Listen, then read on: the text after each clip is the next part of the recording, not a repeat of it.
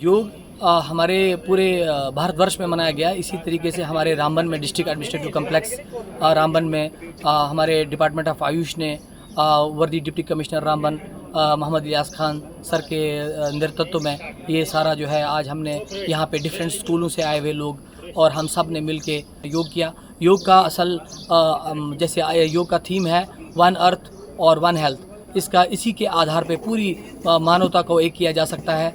इस वक्त पूरे जो विश्व में एक विश्व गुरु का जो एक खला है, इसको पूरा करने के लिए भारत ही आगे आ सकता है इस योग के माध्यम से। और जो आप देखेंगे कि योग का जो अंग हैं 8 यम, नियम, आसन, प्राणायाम, प्रत्याहार, धारणा, ध्यान और समाधि, उसमें यम जो है पहला स्तंभ है। और उस यम के अंदर ही पहली चीज़ जो आती है उसको बोलते हैं अहिंसा। अहिंसा मतलब नॉन वायलेंस। और इस नॉन वायलेंस को अगर कोई पूरे विश्व में कंट्रोल कर सकता है तो योग के माध्यम से भारत ही कर सकता है और भारत ही विश्व गुरु बन सकता है। तो हमें योग को प्रमोट भी करना चाहिए। और इसके अंदर यम के अंदर 5 चीज़ें आती हैं। पहला आ गया यम।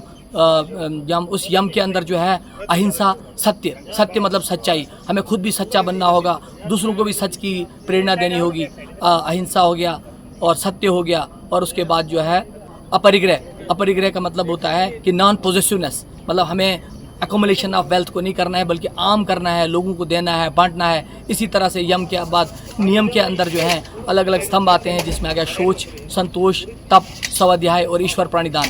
ईश्वर प्राणिदान का मतलब ही है कंप्लीट सिलेंडर।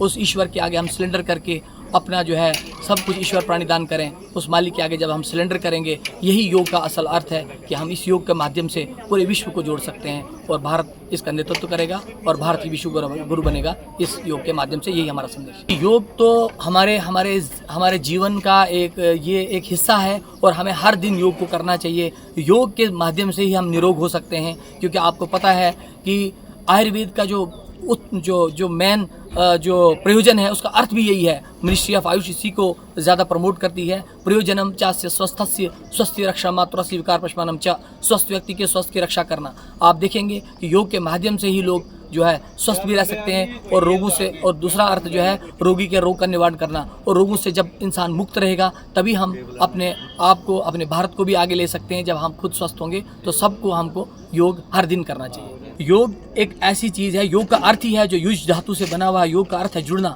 तो जब जिस सृष्टि के रचयिता, जिसने पूरी सृष्टि को रचाया, जब हम इसके माध्यम से उसके साथ जब हम योग करेंगे, हम जुड़ेंगे, हम ध्यान लगाएंगे, तो अल्टीमेटली जो है हम सब लोग जुड़ेंगे। और पूरे इसका अर्थ ही इसीलिए कहा गया है one earth one health. Means पूरे जो ग्लोब है उसको अगर आप देखेंगे, भगवद गीता में सारे के सारे अध्याय जो हैं योग के ऊपर हैं। उसमें से एक अध्याय है 16वां अध्याय, जिसमें कहा गया यम शास्त्र विधि मुसज्ज वर्तते कामकारतः ना सा सिद्धि न अपनोति ना सुखाम न पराम गतिम।